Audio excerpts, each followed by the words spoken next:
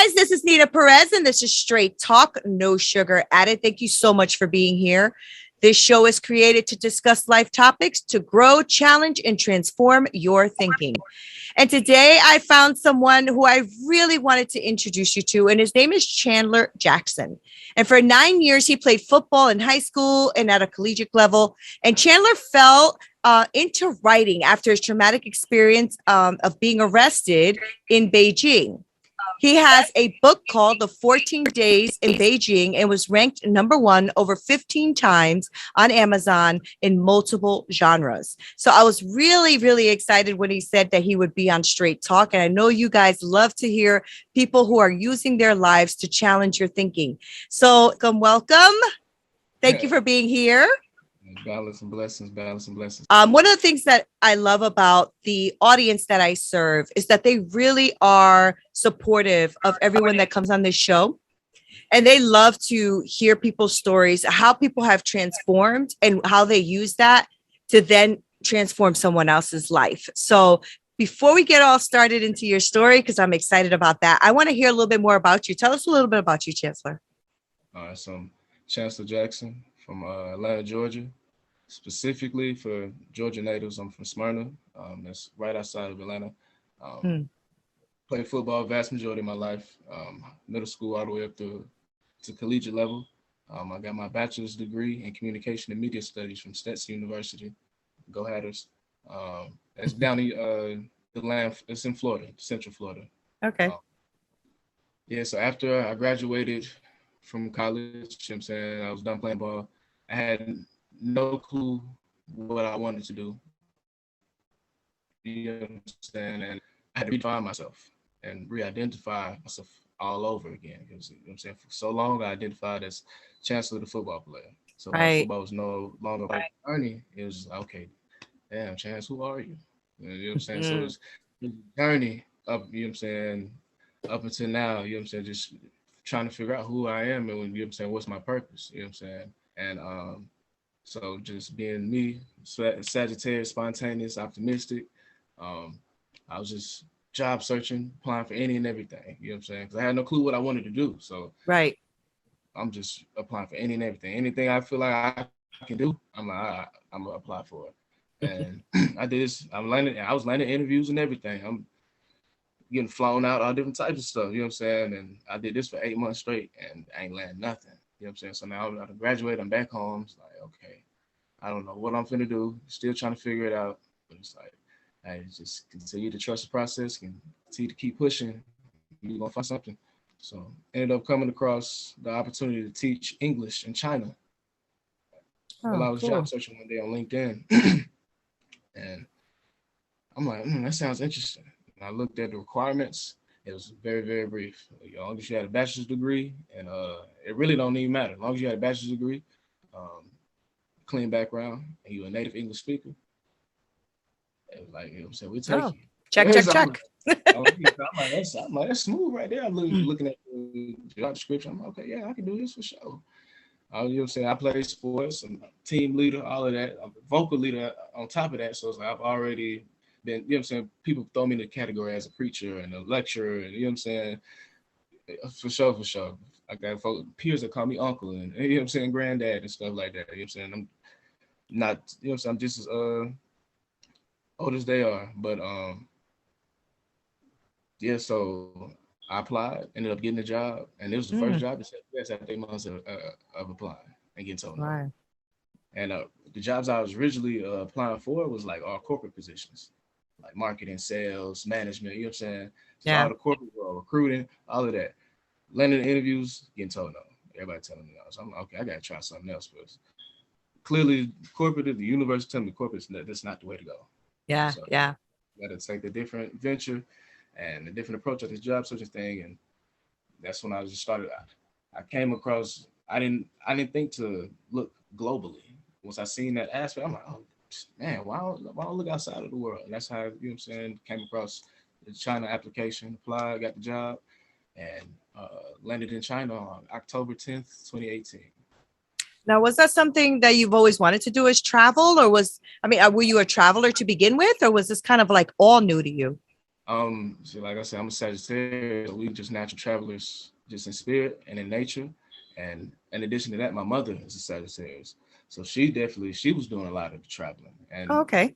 even, you know what I'm saying, brought us on a few of those journeys. Like, I've been to the Bahamas a few times. I've been to London twice. And that's in China once, you know what I'm saying? So, but just as being a child and watching her travel to Africa, travel to Europe, and you know what I'm saying? Like, she gone for days. I'm like, dang, mama gone again. Like, it was like, just, you know what I'm saying? Just watching her and then just embarking on certain journeys with her, especially around the nation, you know what I'm saying? So, yeah, it was innate, but also ingrained in me at the same time, you know what I'm saying? Right. And you learn a lot, Right. like, you really do. That's why I encourage everybody to travel. Yeah, Just try traveling is good. Yeah, it gives you a lot of people's different cultures. It gives you a little more wisdom on how to deal with people in different cultures. So that's a beautiful thing. Now, going to China though, I've never been. Was that exciting? Yeah, I knew it was going to be a journey. I knew it was going to be a journey because it's funny. Like in my book, in the introduction, um, I flash back on, or I reflect on a conversation me and my mother was having one early. I was a kid. I was like 7 or 8 years old. It's me and my little brother and my dukes, and we was just eating breakfast. And she asked us just randomly. She was like, "What's the other 3 places in the world y'all want to go?" First place out of my mouth was China. Oh, wow. She's like, "Why China?" I'm like, "That's where everything's made." You know what I'm saying? That's the only reason I really wanted to go. Is I'm like, everything I look at, anything I look at, I pick up and That look at is it. so true.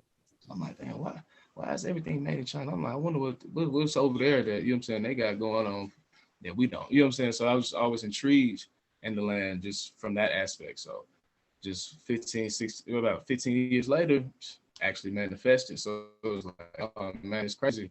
I actually get to go to a place I actually spoke about going to, you know what I'm saying? And not only that, I get to live there, you know what I'm saying, for a year. Right.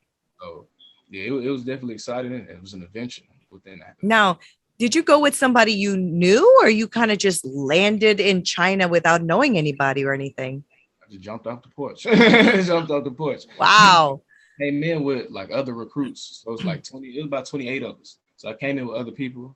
We all landed around the same time. So we was Wow. all, went through the same training for 2 weeks.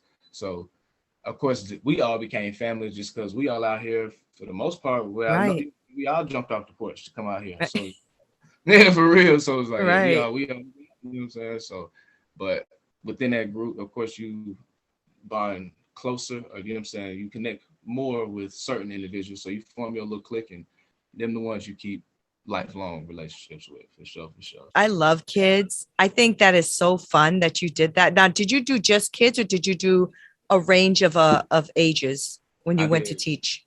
I taught as young as 3 years old all the way up to 14. Oh, fun. Now, how was that for you? That must have been so much fun, and Yeah. also challenging, right? Because do you speak Chinese or no? I learned just enough to maneuver, you know what I'm saying? Right. Move and groove, you know what I'm saying? Work my way. Right. That's what I learned. As far as sitting there holding an in-depth conversation like me and you are having, it was quiet. Nah, absolutely Yeah. not. So when you went over there, did you know any Chinese, or you learned when you went over, when you got there? Like, Because it was a 3 month long process for me to get my visa after I got hired. So within the course of that time, that's when I took oh, advantage, smart. start, you know what I'm saying, studying up on the language. At least, like I said, just at least maneuver. You know what I'm saying? I ain't just out there, you know what I'm saying, like a deer in headlights looking crazy. You know what I'm saying? Right. I would have been too. I get that. And so the kids that we teaching, like, of course, the younger uh kids are, you gotta use even more basic English with them, you know what I'm saying? But like the higher up you go, some you can, it's still basic conversation, like very small, but you can communicate with some of them. And it's some of them that are just like, I'm talking about, I had this one little girl, she's probably like 7 years old, and she spoke so well. Like, this is probably one child I could actually like have a conversation with somewhat. Right. I was like, it just blew my mind. I'm like, man, you was just your spirit is so bright. And I'm like, I'm just excited for just what blossoms as time progresses. But yeah, the kids made it worthwhile. You know what I'm saying? Because Yeah. it's like, I'm here to work. So it's like, if I don't like what I'm working at or like what I'm doing, I'm finna be miserable. But you know, Right. they made it worthwhile. You know what I'm saying? And then I was like 22, 23 at the time. You know what I'm saying? I'm only 25 now, so I'm still young. So Yeah. I can identify more with a younger spirit versus somebody that's 40 years old, 50 years old, who's been in life way longer and can no longer, you know what I'm saying, make that connection. So it's like, oh yeah, I match all the kids' energy. You know what I'm saying? So we be lit. In my class, we're gonna be lit. We're gonna have music playing, everything. Well, I'm out there putting That's kids so on fun. Bob Marley, I put them on for sure, for sure. Did you find a difference in the education process, like the kids, were they paying more attention, were they, you know, better behaved, were they, you know, all those things we hear here in the States? It's not like I've been there, so I don't know, but did you find like there was a big difference in that? Absolutely not. Kids are kids no matter where. Awesome. Like I had that same interpretation before I went over there. I'm like, man, these kids gonna be disciplined. Like, I ain't gonna have, man, the kids are kids no matter where you. That's good to hear. I had a fight break out my classroom. They probably like 5, 6 years old. You know what I'm saying? It happened so fast. I'm just sitting there just watching, like, oh, they really fighting. Like I forgot I was the authority figure in the room. Like, oh, you know what I'm saying? So, you know, back in the day, high school folks, you know what I'm saying, get a fight out. You watch, you record. Right. That would have been awful for you standing there watching instead of. But they was kicking too. They weren't throwing no hands. That is so funny. That's so cool though, right? Like that's an experience just in that part of it so far. Mm-hmm. That's an experience that you wouldn't have gotten otherwise, you know, like going to a different country, any country, it could have been any country, but the experience of going to a different country and then being able to impact a youth life, right? Because you're there to teach them something they don't know yet and something they can probably use forever, you know? Wow. That's really neat. Definitely. Like I said, children are sponges. You know what I'm saying? They soak everything. Like I'm literally like they are very impressionable. So it's like just being able to lead by example in a positive way. You know what I'm saying? Mm-hmm. And definitely just plant seeds within that spirit. You know what I'm saying? For the longevity and the understanding of what they finna go through and what, you know what I'm saying? And so it's just a little easier to process and handle, you know what I'm saying, versus just going through it and you're not, you know what I'm saying, you have no relation of what you just hear, you know what I'm saying, you don't no understanding of what is going on around you, like, you know what I'm saying, right. Your liberty and, you know what I'm saying, and the depths that goes into, and you know what I'm saying, so for sure. Yeah. So tell me about your year there, because you were there for, was it a whole year? No, okay. Let's get into this. Yeah, I was supposed to do a year. My year got cut half 6 months. 6 months. Okay. Yeah, I did 6 months. So. And is that when the 14 days happened? Can we talk about that? Can we like talk about what actually happened? Yeah, so 14 days is about my last 14 days in China. You understand? So prior to the last 14 days, China was lit. China was lit. Right. So you loved it. You loved China. Like you would definitely have stayed, you think? Oh, without a doubt. Really? That's awesome. Yeah, for sure. I would have did my whole year at least. And then just based on how that year, you know what I'm saying? Just what other, you know what I'm saying? I definitely would work my one, but I would have did my whole year for sure. But so were the people welcoming? Like, did you find it to be very welcoming and loving to you? Yeah, that's awesome. Man, some of the best customer service I ever received in my life. No cap. Yeah. Okay, I'm talking about outstanding customer service. That's wonderful. They don't even accept tips out there in China. Oh, I didn't know that. They don't accept tips. No, they'll wow. Turn it away for real. So must have been great though to learn a different culture, to see how different, you know, people react towards things or how they treat you. That's really neat. Yeah, like I said, just broadens your level of understanding of life, and you know what I'm saying, just in general. You know what I'm saying, your life and your demographics, your story, and your history, your people. You go someplace else and learn the depths of them. You know what I'm saying? Yeah. It's two different worlds, but we all coexist in the same world. Exactly. You bridge a gap, right? You bridge that gap. Yeah, so then what did you do, young man, that got you locked up for 14 days? Because it sounds like everything was going great. And I know that China has a lot of like strict rules, right? Like they have a lot of restriction.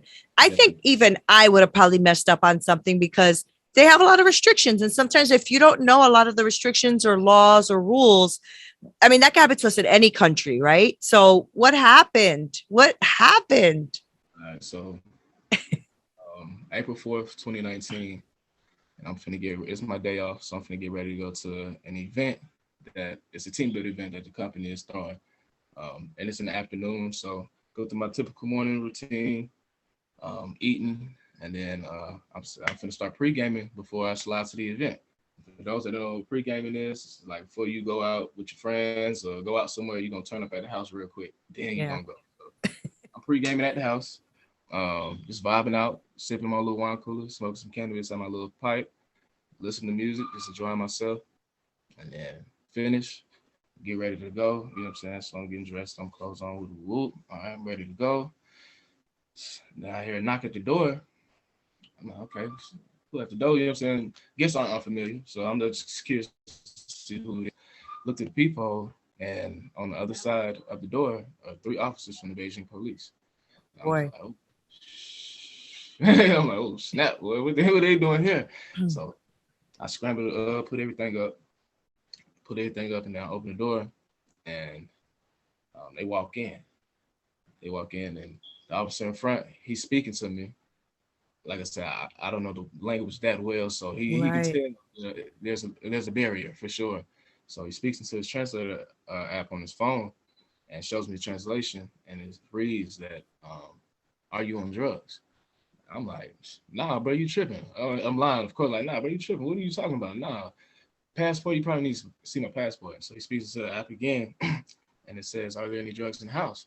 I'm like, "Bro, no, bro. Where you get where you getting this information from?" "Nah." I said, "I'm finna go get my passport." So I go grab my passport. Visa. I brought all my documents. Slap them on the table. So he's sitting there going through everything, and the other 2 officers are just walking around the apartment, just, you know what I'm saying, just scanning the room, scanning the space. And some time passed. They tell me to sit down at the table, so I sit down. Time passes, and I hear some footsteps coming from down the hall. And they never close the doors. So I look back, and it's another officer approaching the apartment. And he has something in his hand. But I don't pay no mind. I'm sitting there trying to think, okay, what's gonna happen next? What I'm gonna say, like how this gonna play out. You know what I'm saying? I'm just trying to think ahead. And so he comes in, he hands the item to the officer I was originally speaking to, and that officer communicates to me to pee in the cup. So it's a drug test right there on the spot. So yeah, and right there and there, I was like, it's over. It's over with. So do the drug test. Fail the drug test, of course. You know what I'm saying? So, and by this time, it's like 5-6 officers in the apartment now. You know what I'm saying? They really searching the place. And one officer has arrived, and he speaks English. So I'm sitting here just talking to him. He's just pretty much, he's want to know when the last time I smoke, who I get it from. He just want to know if I give him any information on a supplier. So I'm still high as hell. I'm panicking. You know what I'm saying? So I'm just lying, just telling just different stories. And pretty much he was like, all right, but you know what I'm saying, you failed your drug test. We know you failed your drug test. We know it's, you know what I'm saying, you got something on you. You know what I'm saying? It's essentially how it boiled out. You know what I'm saying? There's a lot more descriptive within the book. Oh, this is all still chapter 1 I'm describing. We still early into chapter 1. Yeah. Wow, that's deep. That's deep and scary. Really freaking scary, right? Because these are officers you really don't know. You don't know what their legalities are. You don't know what the prison's gonna be like, right? And you're thinking to yourself, I'm just smoking a little weed. Like, what's the problem here, right? Wow. Yeah, so they escort me, you know what I'm saying, throw the cuffs on me, escort me out the building to the van, sit me down in the van, and I'm just reflecting like, damn, bro, this shit is real. Like, this shit really happening, and I don't know what's gonna happen. You know what I'm saying? But I know I'm gonna be good. I know at the end of the day, when it's all said and done, however it play out, I know I'm gonna be good. How's it gonna play out? I have no clue. That's the most worrying part. But it's like, I know I'm gonna be straight though. You know what I'm saying? Just take note of every minor detail, and you know what I'm saying, enjoy this high one last time, because you know what I'm saying, don't tell her what's gonna happen. Wow. So we get to the precinct, that's not too far from the apartment. It was like a 5-minute ride. Get out. They send me down in the waiting area with other recent arrests. I'm the only one handcuffed though, so I'm just sitting there looking at the officers doing their desk duty and just recapping everything that happened and just reflecting on everything. And they come to get me short, not too long afterwards, and we go to another precinct. This precinct is a lot bigger, with holding cells. So they had me change clothes and, put me in the holding cell. And I'm in the holding cell with probably like 10 other Chinese men. And sitting there just steady, just reflecting and just recapping on everything. I'm still high, So it's really just like, I'm just like, just disbelief, like, bro, I can't believe this is happening. And that's when I was at this precinct. I was at the second precinct for like 14 hours. And within that 14 hours, they did my interrogation. And the interrogation is crazy because they locked me into this metal chair in one position. It looked like an electric chair, but a locked chair. My legs, waist, chest, Ooh. All in one place. And they took my mug shot, got my whole handprint. So we did all of that. So, yeah, but I was, aside from that, I was just in the holding cell, just waiting, not knowing what's gonna happen. And then they called me back out. It's nighttime. Walked me to the lobby, and they give me my clothes. I'm like, well, shit, I'm finna go home. Boy, I guess my statement worked. So I get back dressed. I'm waiting, and they had me follow them into a room that was behind the front desk. So I go into the room. Well, I go through the door, and now I'm in the hallway. And at the end of the hallway, it's a small room that's crowded with officers. So, we walk into the room, get in there. It's the evidence room. There's a bunch of evidence from other cases, TV monitors where they watch the footage from the body cameras, and officers everywhere, paperwork. And then on the counter, on the table, like where the monitors is on, I see the weed from my apartment. I put the weed in my shea butter container. So they had my shea butter container there, and a DVD, a disc next to all the evidence. I'm like, okay, they definitely made a physical copy of this. So they sit there and they scale the weed up in front of me. I had 1.4 grams. For those that know anything about flower or cannabis, is 1.4 grams it's not a lot. It's not right, a lot. Right. Not a lot. So at 1.4 grams, and had me sign and fingerprints, some paperwork that I couldn't read, and then we got back in the van. I'm like, okay, nobody said nothing to me. I'm just wow, that's deep. So I have no clue what's gonna happen. Now we just back in this van. I'm back dressed. I'm like, okay, they finna let me go. They finna take me back to the crib. Like, what we doing? Like, but I'm finna find out soon enough. So we get in the van. It's like 1 o'clock. It was like 1:30 in the morning.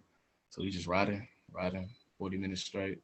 Is your high gone by this time? Oh, yeah. I definitely. I was back in the holding cell after the mug shots. I was, that's why I was able to fall asleep then, because I was coming down right. Then.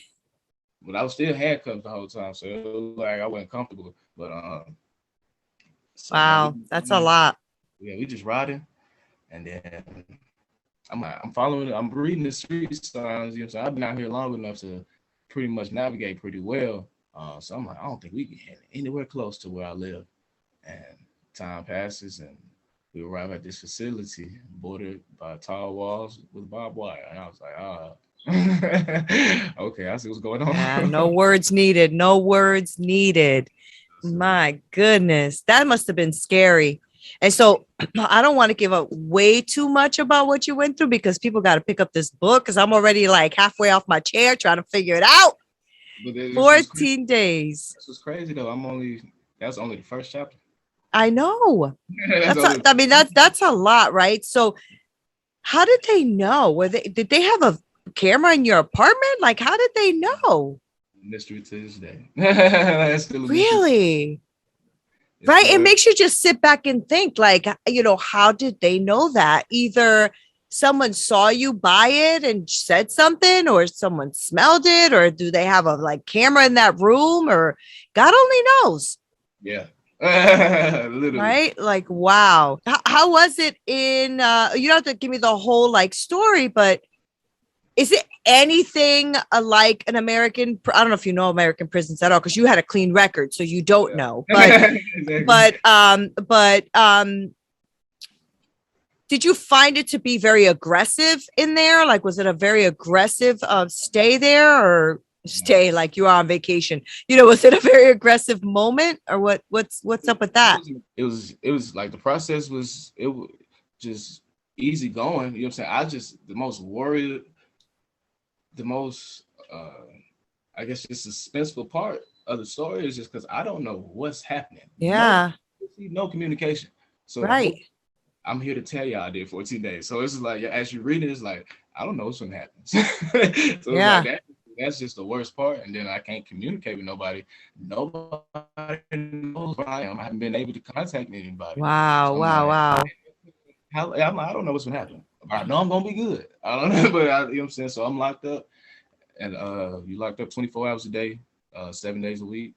50 people to one cell, 9 wooden beds, and all I had for 14 days straight. Yeah, look at her face. Wait, because that math don't make no sense. That math doesn't make any sense. And the way I did you say? Wait, hold on. You said 50 people in one prison. I just want to make sure I got this right. You got 50 people in one prison 15, room, 15 and 9 beds. Yeah, so and the room's not that big. You know what I'm saying? It's definitely like ceilings is high. You know what I'm saying? But as far as just the width of the room, it isn't. You know what I'm saying? But it's a big rectangle, so it's just enough to house 15 people. You know what I'm saying? That's it. But yeah, now how I describe the bed situations, like think back to when you was a kid and you had a little sleepover with your cousins or your friends, or you play travel ball, and you know what I'm saying, it's a limited space to sleep, so everybody just got to make, you know what I'm saying?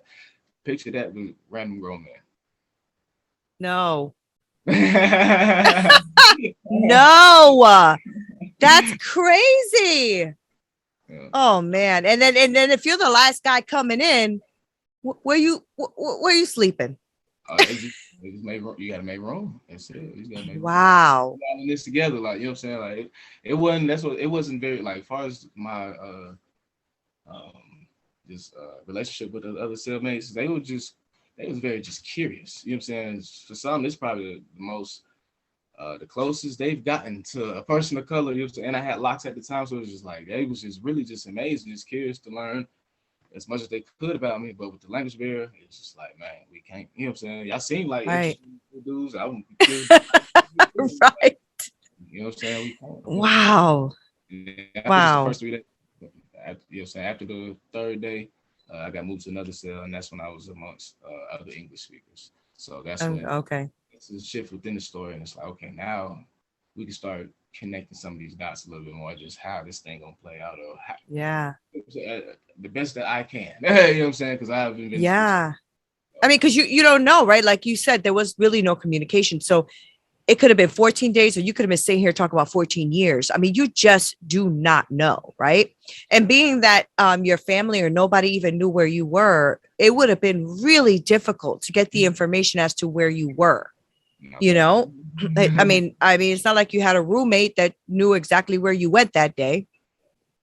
So exactly. So they wouldn't have known. And it's not like they would have divulged the information either.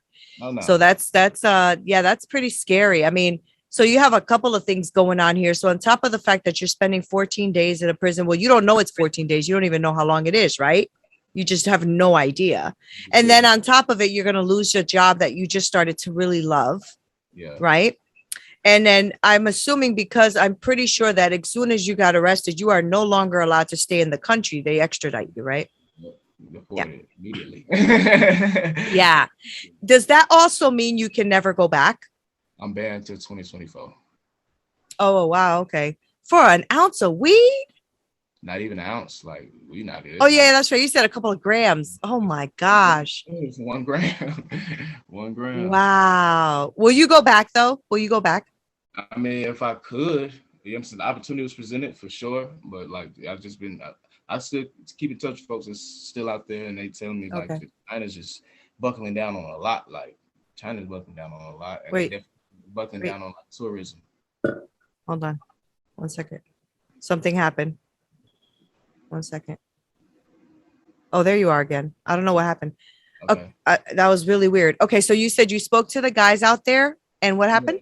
They're just telling me like just China's just getting stricter and stricter, like they're buckling down Oh, on, especially on tourism. You know what I'm saying? Allowing other yeah, people out of the country, and even within the country, like they talking about it's video game laws now. You know what I'm saying? Out there in China, you know what I'm saying? Yeah, like they don't want any type of homosexuality on TV. You know what I'm saying? So ain't none of that going on no more. Like they right. buckling down a lot over there. So it's like, I'm not surprised, right? A lot of power comes with that. So, yeah, so there's a lot of that. I feel like there's a big power struggle going on all over the world, including here. So, but we're not going to get into politics. We're not doing that today.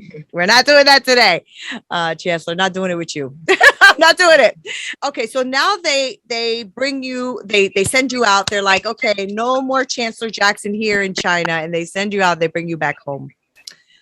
Now, I don't know this process very well. So when you come back home, are you a free man here, or do you have? yeah. That's I met with Yeah. I met with the U.S. Embassy on this chapter 10. Um, that question was posed by one of the people I was with, and he was like, "Oh yeah, this doesn't follow you anywhere." You know Okay. what I'm saying? Good. Y'all known about it if I ain't write a book. You know what I'm saying? Like, so Got it. I'm, Oh, that's good. That's good. it's literally like, Yeah. you know what I'm saying? It's like just did your little time, I go. You know what I'm saying? You good. Okay. Good. Yeah. Okay. Good. Good. That's good to know though, because you don't want that following you, especially for something so small and simple, right?